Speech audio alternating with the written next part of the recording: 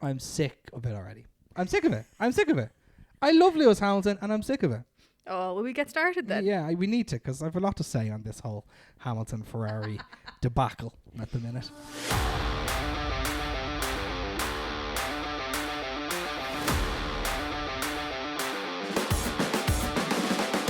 Welcome back to episode 4 of Stop the Lights with Olivia and Ciarán. I'm Olivia. I'm Ciarán, and we are officially in Formula 1 launch month. Not race month just yet. Launch month. But launch month, what the Formula 1 powers that be are calling it. I'm a little bit excited. We're so close. We're so close to being zoom back on the track. We are, and hilariously, ever since you said that you missed the cars go vroom vroom, Yes. I have seen so many memes and reels have popped up on my feed of other people just saying, I want the cars to go vroom vroom again. I'm just like, Ciarán, did you just make all of these? Yeah, you know what? I wish I could. I'm not the best at the old social media thing, to be fair, but one of my favorite memes I did see was it during COVID or whatever, and someone had made the meme of Zoom and said, I didn't realize that Formula 1 had subtitles, because it was Zoom was being advertised around the track, and that was literally one of my favorite memes I've ever seen. That does make me chuckle every time I see it. It's good. Well,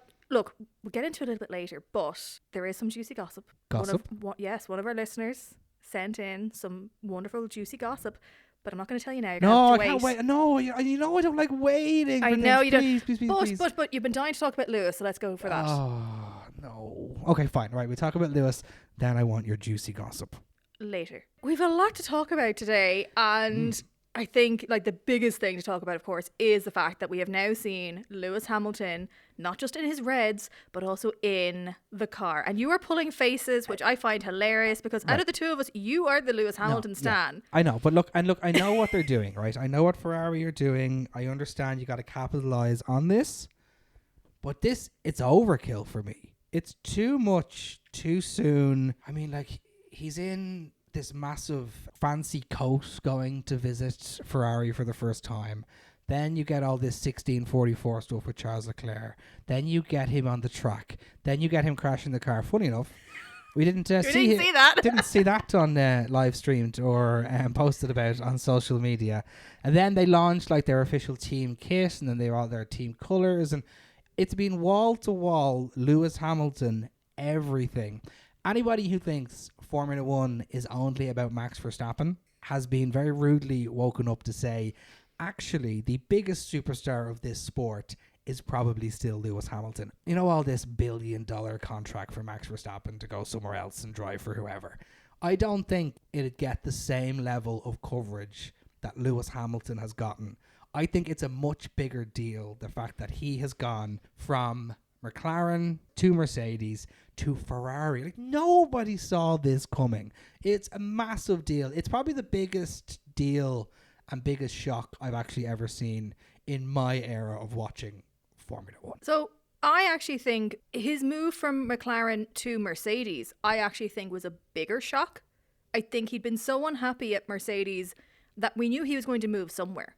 I didn't think he would, like, once he signed on for another 2-year contract, I was surprised. And then when he then like bailed out on it almost immediately, I was actually kind of like, well, that makes sense, because he clearly was unhappy. And then the fact that it was Ferrari, I think it's the fact that it's Ferrari that more people were surprised at, as opposed to he was leaving. When he was leaving McLaren for Mercedes, that was a bigger shocker, because McLaren were still like, they were doing fine, but at the time he was still very much a McLaren boy. He'd been basically brought up through the ranks by Ron Dennis. He was Ron Dennis's little man. Yeah. Do you know what I mean? And like, Ron Dennis was giving him McLaren road cars, and he had all of this in his contract, and it was kind of like a son leaving a father, actually, when he left him. Yeah, it was tough. It was. And so I think that was a bigger deal, but at the end of the day, social media wasn't as big a thing when he left McLaren. So the fact that Ferrari are kind of capitalizing on him being there, and they're doing all these videos, and they're doing all of these press, and they're doing all the pictures, and they're doing as much as they can. And in fairness, in the build-up, some of the stuff I really, really liked. I thought it was really clever from a professional standpoint. Like that black and white shot where it's just in the garage and then they're like, oh, are you looking closely enough? And you can just see the 1644 is actually in there. That is so clever. And it's also not easy to do either. Did you see it? Did you spot it before they pointed it out? Fuck no. This was your opportunity to go, yes, well, of course I did, you know. I'm too honest. It was hard. It was hard then to not see it when you took it away, took the picture away. You go, oh, it's very obvious now. Yeah, it's obvious now once my brain has already made those pathways. Look, I'm going to say this, right? I've no issue with them doing things like that. I've no issue with them promoting the driver. Is it just because no other team seems to be doing anything at the minute and it's all Ferrari that's just all over my timeline? Is that the issue I have, do you think? Or is it just my inherent hatred for Ferrari that I really hate seeing all of this Ferrari red on my timeline? I think it's probably a combination of both because we have not hit it. I am not Lewis's biggest fan. I have definitely warmed to him in the last 12 months. We can definitely agree on that. You have. But up until then, I was just like, no, crash, please. And then... Without injuring himself. Without injuring himself or anybody else, yes. Flavio over there. Shush. If you don't understand that reference, listen to last week's episode. I think most people and most other teams kind of steered away from doing anything because they knew that all of the attention was going to be on Lewis. So for the last 2 weeks... that's kind of what everybody's been paying attention to. There has been a couple of things about Carbon, which I have enjoyed. Yes. They've kind of snuck into my timeline a little bit. I have seen a few bits with Max, but at the moment, I've seen more of Kelly's timeline than I've seen of Max's timeline. Do you think actually this is a good move for Formula One, that Lewis Hamilton has gone to Ferrari? Is this going to bring in some more casual fans? Is this going to bring in more marketing and more sponsorship opportunities for Formula One because he has gone, to, as much as I hate to admit it, Formula One and Ferrari go hand in hand, right? They're synonymous with each other. They're the money. They're like the Monza. You've been there. It's incredible, right? Yeah, the fans are insane. So they are absolutely bonkers, but like in the best way possible. 100%. But yeah, I wonder if this is actually kind of like because like all the teams obviously are very invested in Formula One doing well and the business of Formula One doing well. I think that's probably why they don't mind having so many flyaway races, because that's where they make all their money. That's where they make all their sponsorship money. The massive amount of money over there in different things. And America, obviously, they crack that, then they're away to the races. That's why we've got so many races over there now. But I wonder if that's a kind of thing where they're like, you know what, let's let Ferrari have their moment in the sun here, and we will capitalize on it as a Formula One brand rather than a 10-team sport. Well, I think like when you do look at it, it was the thing that dominated most sports stories, not just Formula One stories, sports stories. Oh yeah. So in that sense, yes, it's all very good for business. It's better to have positive things being said about the sport than any negative things going around, which.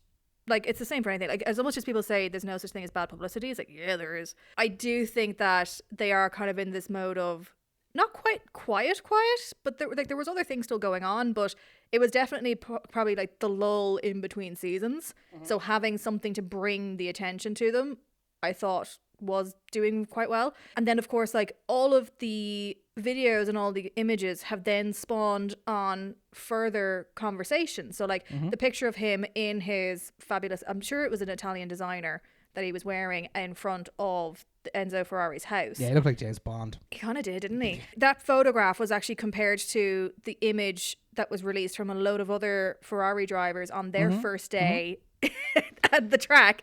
And it's like, he's the only one that's not in his Ferrari suit. Is that because he's Lewis Hamilton? Probably because he's Lewis Hamilton. But like his was also like a staged photograph, whereas all the others were kind of like either just running in and out of the door, or Michael Schumacher was just peering out a window. Like that kind of thing. They were all very much more candid shots, whereas his was more posed. When was the last time a big driver went to Ferrari? When you look at it, Alonso, Vettel, Lewis Hamilton all had their greater years arguably behind them when they joined Ferrari. Now, they did not have the car under them to maybe help them get further in terms of Alonso and Vettel. We don't know what kind of car Lewis is going to have under him. He doesn't even know what car he's going to have under him because he hasn't been driving it yet. But in that sense, like, Alonso moving to Ferrari, that was a big deal. Vettel moving from Red Bull to Ferrari, that was also quite a big deal.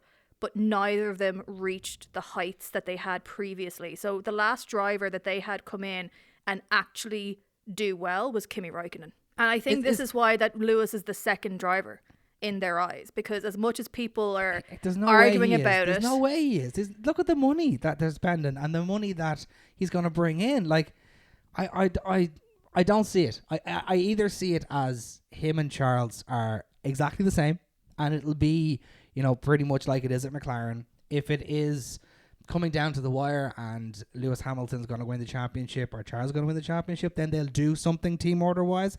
Apart from that, it's don't run each other off the track and race. That's what I think, because I don't think Hamilton comes in there as driver number 2. There's no way. I don't think he would have known it at the time, but I think deep down, if push came to shove, they'd want Charles to be on top of that podium over Lewis. Okay, I need the Drive to Survive people. They generally embed themselves with a few teams at a couple of different races. I want 24 races over Drive to Survive camera all over that all the time, just so I can catch the drama, please. For next season, guys, because of course this season that is going to land on Netflix, I would predict either the end of February, beginning of March. We don't have a release date for it as of yet. I was going to ask you, do you have any insider Netflix information? No, and now that I've said that and we are recording, I bet you an email is going to come through with the flipping details, and we'll put this out and then they'll go, ha, here's the release details. And I'll be like, well, shite. God's sake, if only Netflix had a big giant event during the week that they would have announced release dates for different things. That would have been great. Well, do you know what? So, okay, background. Yes, I was at an event for Netflix, but Drive to Survive was not one of the shows that they were announcing a date for. Outrageous. Probably because it is like coming out so close that Yeah. we're kind of like, we know it's always going to come out around the same time every year. It's going to come out just before the first race. So like it's coming out in the next 4 to 6 weeks. Let's just put it that way. And it generally comes out 2 or 3 weeks before the start of the season anyway, so you can kind of watch Drive to Survive up until the start of the season. Can we please touch on who you saw coming out of an event when you're in London? Because this is absolutely incredible. Okay, it has nothing to do with Formula Absolutely 1. nothing to do with Formula 1, but please, because I legitimately popped, which is, you know, I stood up when I saw the videos of this. Because, look, okay, I need to be transparent here. I knew 3 people that were at this Netflix event, right? And I got to see 3 very similar, albeit slightly further along angles of this person coming out of the place. So you happened to be in London at the same time as the Bridget Jones premiere was taking place. Who did you see coming out of the party? Oh, we saw Renee Zellweger. Unbelievable. And she looks so pretty. Oh my God, she had a gorgeous dress. That was incredible. Just wandering around London. There's Renee Zellweger. Sorry, I know. that's aside to Formula 1, but come on. I know. Most of their listeners be just like, could you not have run into like any of the Formula 1 drivers that were probably around London that night? No, sorry. Sorry for that tangent, but that was I enjoyed that. I lived that through you during the week, so thank you. No problem at all. So we were mentioned earlier that Lewis did end up crashing the Ferrari that he was driving on the track. Yeah, he crashed it, and yet, funny enough, do we know what happened? No, we know nothing about that. So the only thing that I have seen is that when they were saying it's like, we fixed the problem that caused the crash, and one sentence that stood out to me was like, they fixed the problem Lewis was having with the pedals. Yeah, so he requested some changes to the pedals. Apparently that has taken them quite a long time to fix these changes that he wanted, but I'm assuming they're talking about, you know, the new car. Yeah. So he drove the old car. Not even this season's car, was it? It was a couple of seasons car ago, I think. One of Vettel's old ones, and then recently he has driven the 2024 car. So he did that, right? And I'm assuming something he didn't like with the pedals, and that actually shows you, like, when you look at a Formula 1 car, you look at a grid of 20 cars, they all look exactly the same, you know, from the outside, pretty much. Yeah, just with a different lick of paint. Yeah, exactly. But then actually, when you actually delve deep into, like, even if you focus in on the wings and stuff, there is different pieces of the car, you know, which is incredible. Okay, go on. What's wrong? You've just reminded me of something that I didn't write down to say that we were going to discuss, but I have to jump in for a second. Please. Do you remember there was all the talk about the flexibility of the wings last season, and then they were like, oh no, that it was McLaren, it always moves like that. But it was McLaren's one, wasn't it? Yeah. So they were like, yeah, no, that's totally legal. That's fine. So all the other teams then went, okay, we're going to invest a load of money and make these as flexible as possible. The FIA then came out with their new rules and said, yeah, no, they have to be at least this rigid. So all the teams are like, we've spent millions developing the flexibility only for you to now change your mind after insisting you were not going to change the rules and now have changed the rules. Like, what is happening? And that is the first in a long line of, I'm assuming, ridiculous rule changes that are going to come into effect between now and, I'm going to say 2027, because 2026 is going to be a whole new year, and I'm sure the rules are going to change by the end of that season again. It's actually going to be a wild ride. It's totally this year crazy. I don't want to say it's a write-off, right? It's a standalone season now this year, because next year is going to be so different. Yeah, massive regulation changes coming in so next big. year. So and look, I think this season you'll probably maybe see the 2 or 3 teams that are doing well carry on. X, Y, and Z will be fine.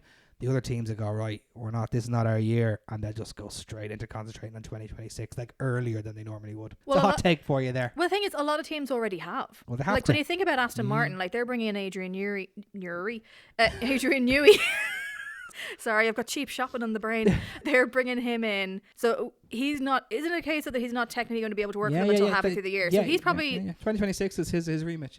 So like that's going to be where his brain is. So Aston Martin are clearly already focusing on then. But yeah, it is going to be such an interesting year. And one thing, before I move off Ferrari as well, that we have to talk about, because I actually got really excited when I saw this.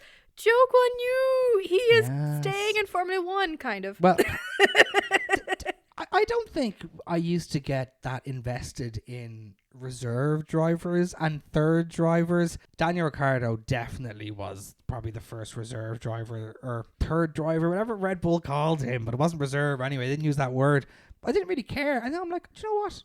It's actually good to know that these people are still there, and you generally get a cut of them in the garage on the race that they attend to. But Zhou Guanyu news, and he's staying in Formula 1. Inform us of what he's doing. He is announced as the reserve driver for Ferrari for 2025. He is alongside, is it Antonio Giovinazzi? Giovinazzi. Yeah. Didn't he get married recently as well? I don't follow Giovinazzi, I have to say. That's something I don't know. I'm pretty sure I saw a nice You're very picture invested of him. in the partners of these drivers, aren't you? You love a little bit of a wag story with these drivers. No, I just followed Kelly.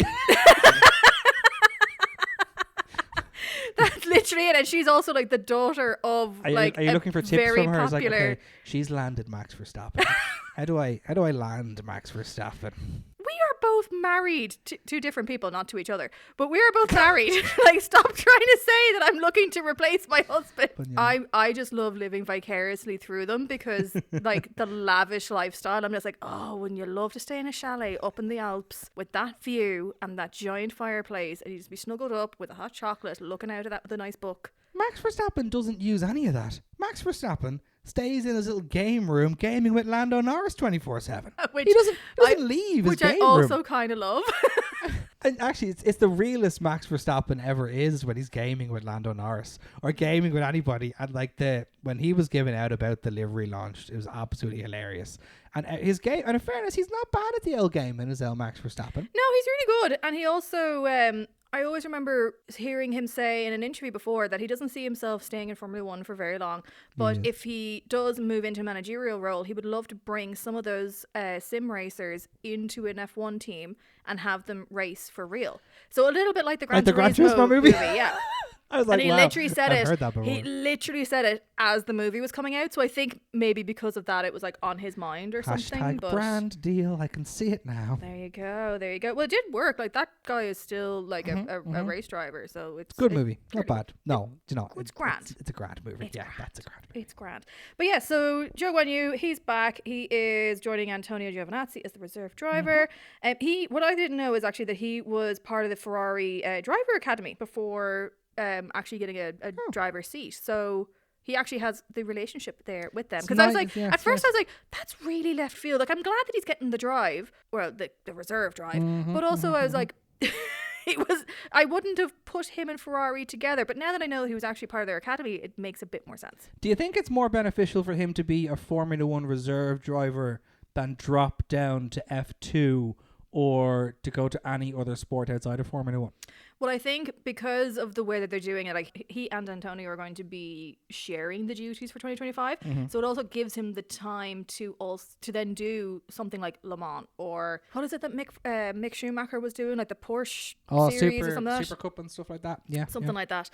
So like he can then go off and do all these other things, but still try and keep like a toe in the pool that is. Yeah, and F1. I'm assuming there's just a lot of sim work as a reserve driver. You're back at the factory and doing like all that stuff. If something happens to one of the main drivers, then they can potentially get. I wonder, are the they seat like? then. Do they use them like kind of NASA uses astronauts, where they're like, okay, we think this might work. What do you think as a driver? You know, come in here. Oh, we're thinking about changing the steering wheel to this. What do you think as a driver? You know, I wonder if they use them like that. Maybe.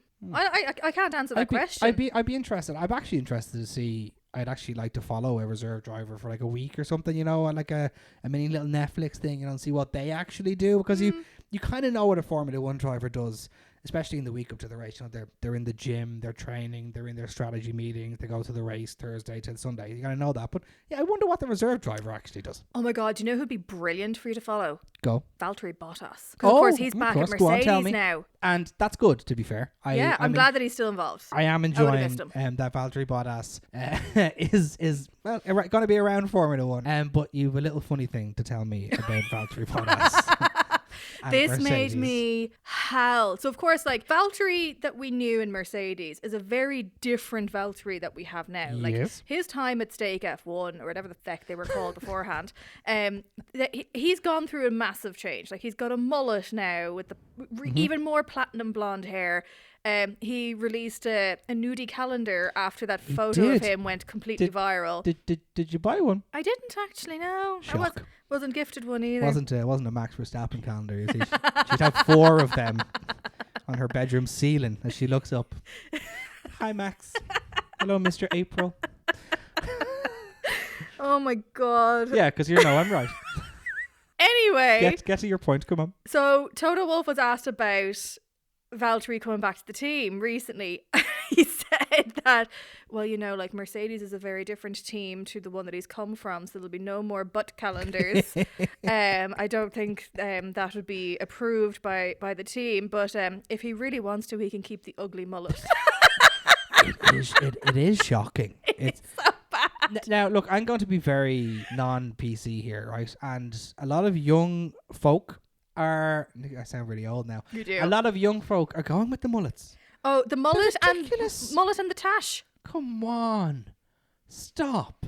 Stop. Do you know what? Stop the lights. Stop the lights. It's absolutely horrendous. I'm sorry. You need to fix your hair. Fix your hair. I'm wearing a hat today because my hair is not done and it needs to be something done to my hair. So I'm wearing a hat, and I've worn a hat the last 2 days. Oh yeah. By the way, I want to point out the hat is in like blue and a luminous orange. So I was like, oh, you're wearing a Max Verstappen hat. It's a New York Mets baseball hat. Mets suck. And they do. But I like the underdog in baseball. Made the playoffs this year, in fairness to the Mets. Let's not go down baseball route. No, this is the Formula 1 podcast. But so I like my hat, but it has no resemblance to a Max Verstappen hat, apart from these slight colour similarities. Exact colour similarities. But yes, back to what I was saying. That is what was said about Valtteri, and I just loved how it was like just the delivery of like there'll be no more butt calendars. Do you know what? They have a good relationship though. They do, Toto Wolff and him, you know. And look, it's good that he's still there. And I would love to think that when Valtteri was leaving the team, the Stake F1 team, that he just like gifted everybody in the garage a copy of the latest calendar, because it was just like it was such an iconic thing that you kind of would be like, oh yeah, cheers, Valtteri. Can you buy it on the official Formula 1 website, I wonder? No, it was done separately because I think, was it raising money for charity or something like that? Because I know a lot of the F1 drivers bought them for other F1 drivers as part of that Christmas Secret Santa thing. Yes. I hope that he gifted everybody in that garage a copy of the calendar. I just think, like, here's a butt calendar. Thank you for everything. Like, I just think that would be so iconic. So that's interesting, right? Maybe giving someone a gift of photos of you might be a little bit self-centered, perhaps. Fair, actually very fair. Well, enter Lewis Hamilton, who, of course, is a Ferrari driver now, 12 years with Mercedes. Mm-hmm. He gifted each of his team, 3,000 employees, a personalized memento. You might think maybe, a little badge or, a little thank you or something. He actually got motorsport artist Paul Oz to create a painting of him in action, inspired by the 2019 Monaco Grand Prix, and a copy of that artwork was given to every single team member, and also the original displayed at Mercedes headquarters. He essentially gave everyone a portrait of himself to say thank you very much for supporting me in my time.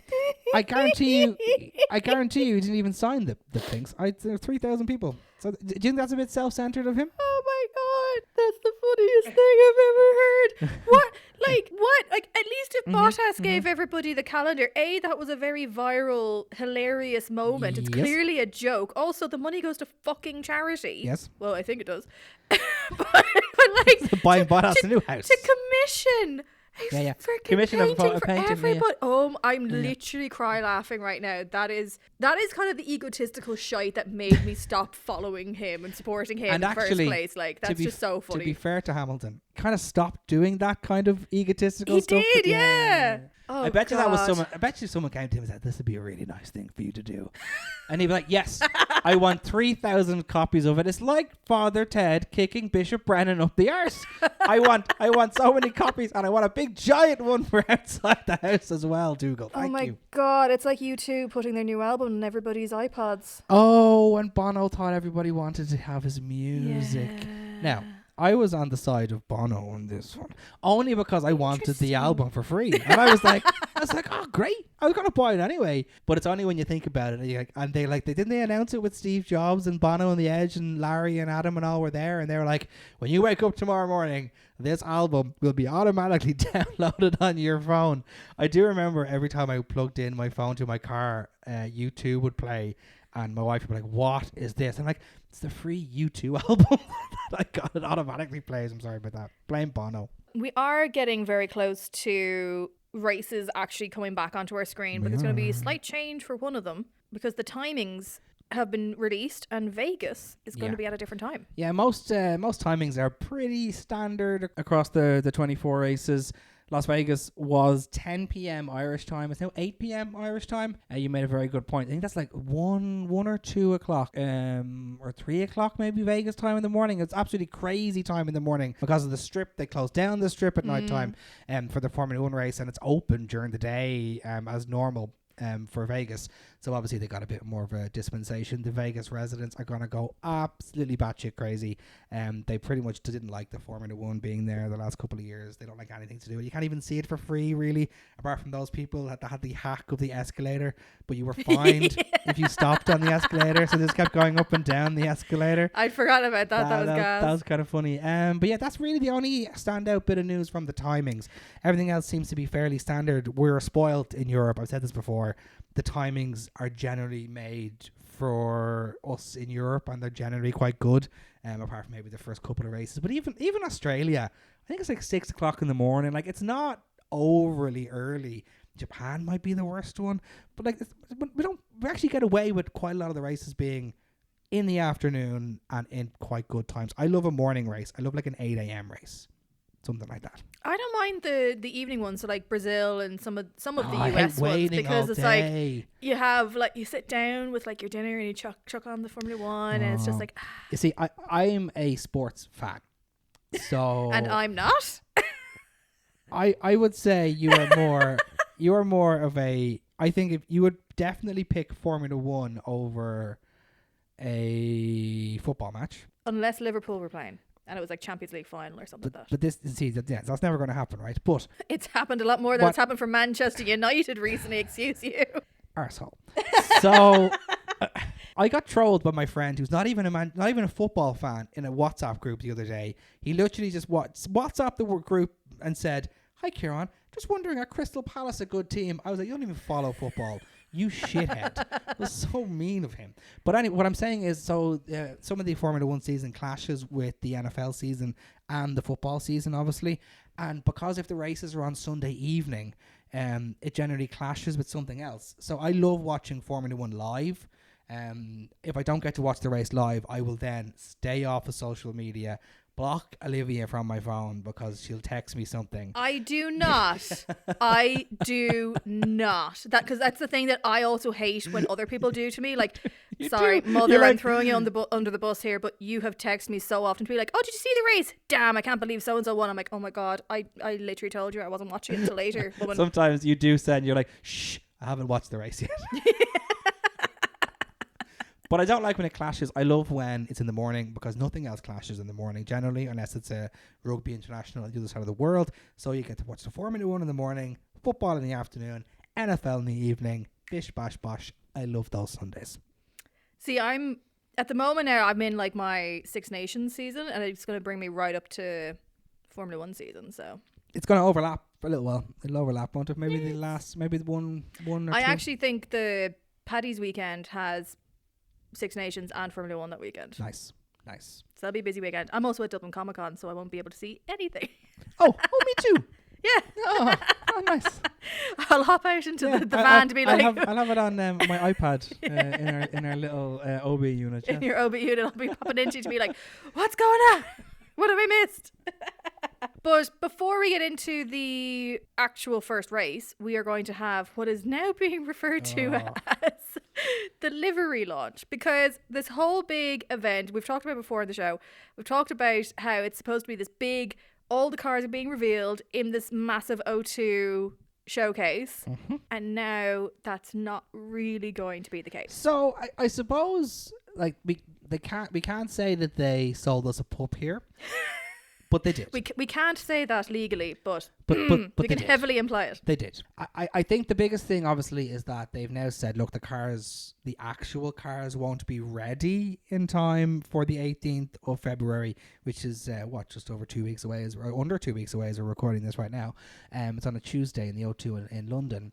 And they've said it's going to be a livery launch. They keep banging on, though, about there being the 10 teams, the 20 drivers, and the 10 team principals. Now, I love me a team principal, but a lot of them are not the most exciting of chaps and females on the planet. And again, I'm really concerned. Like, this thing is on for 2 hours, right? It's from 8 o'clock until 10 o'clock. Yeah, it was being hailed as like this big, massive thing, and now it's kind of more of a see the drivers on stage kind of thing. Whereas I think a lot of people were thinking that it was going to be the actual like car launches, and there's a lot of people who have bought like very expensive tickets expecting that. And we are going to hear nothing from these drivers and team principals. They are not going to share anything until they're actually launching. I like that they were trying something new, and I would have loved to have gone to an event like this. I think it would have been like you and I would have had an absolute blast if we had been there. Yeah, you did try. I was gone. It was like 20,000 people in the queue ahead of me. I was like, oh nope, okay. But I do think that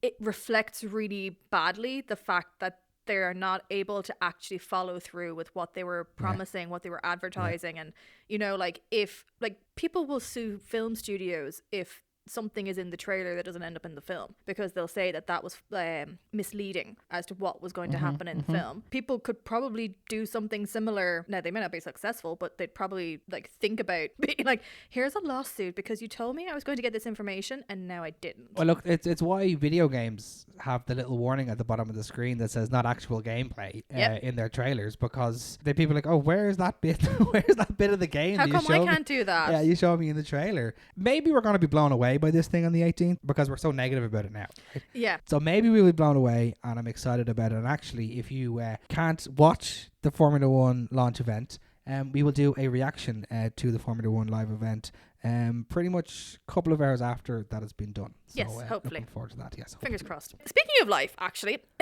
I got some hot goss during the week. Oh, share your hot goss with me. So one of our listeners and fellow F1 fan who wants to remain anonymous, and when you hear what it is, you'll realise why. Okay.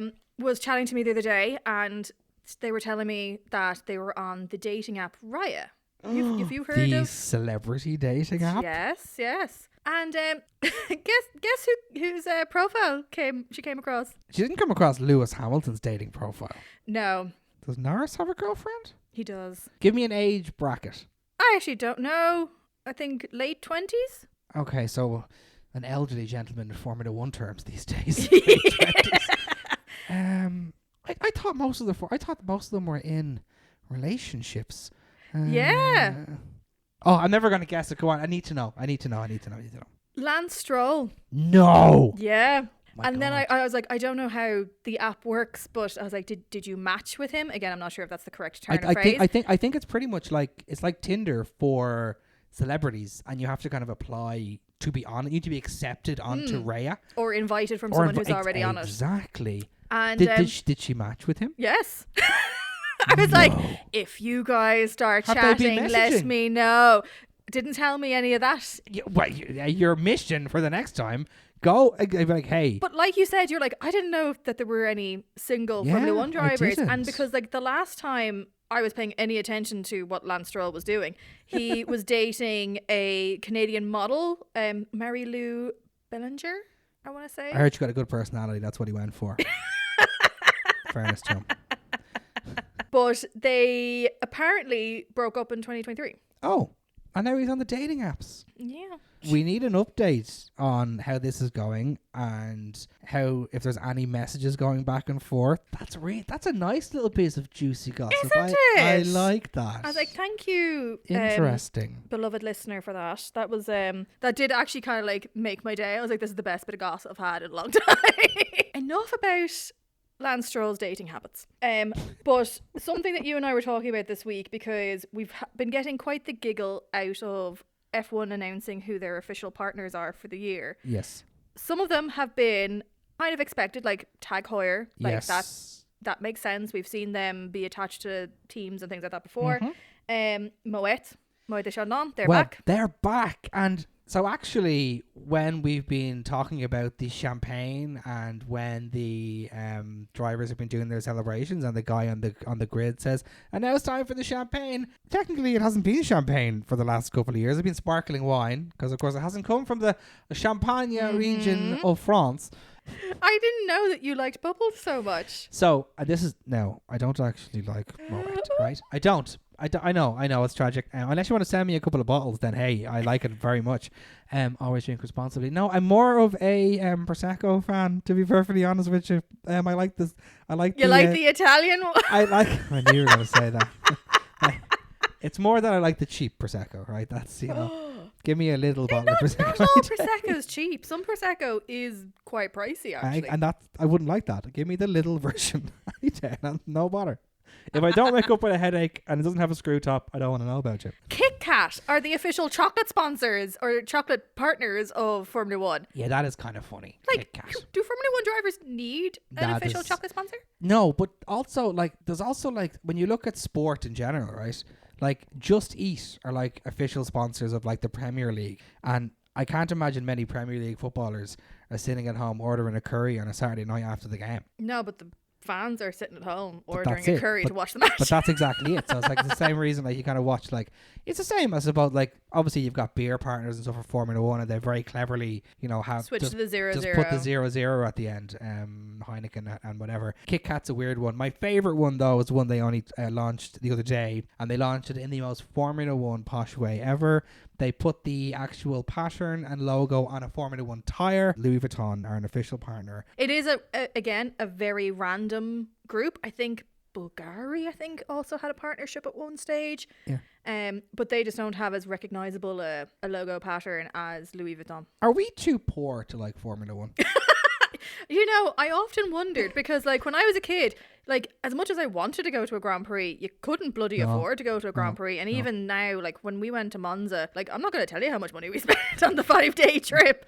Formula One has become a little rich boys club. Like, I know it probably always has been, with Monaco and the boats and everything. But yeah, it's very expensive to go to Formula One, buy the merch, buy the TV subscription to watch Formula One over here. It's not like in the States and other places where you can just buy Formula One TV as a streaming service and you get everything much better. And then all these kind of fancy brands like Louis Vuitton and Kit Kat are like Louis Vuitton and Kit Kat.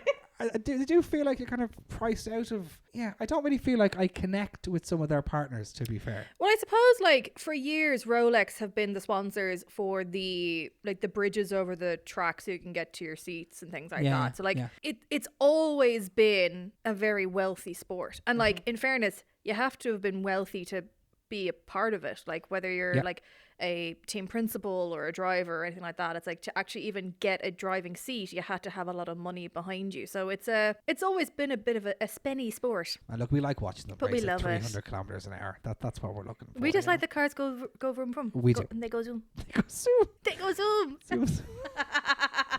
That is pretty much all we have for this week. Next episode will be our bonus reaction to this horrendous livery event. No, that's unfair. I'm gonna wait and see. I'm gonna wait and see what it's like. You've gone from being so excited about this to just being like, it's gonna be shit. I know, I sound like Max Verstappen. I've gone full circle. You sound like Lewis Hamilton when he doesn't have a good car underneath him. Everything's terrible. Fingers crossed to be this year. I want the moaniest Lewis Hamilton for the next 8 months. That's what I want. I want him moaning to Sky after every race, being like, "Man, I came here with so much hope and expectation, and the car's not good, man. The car's not good. I got a lot of work to do. The car's not good, man." Why did you give him an American accent? I can't. That's my Lewis Hamilton, because he's got a kind of a twang of American on. Oh, you're a special little fish, aren't you?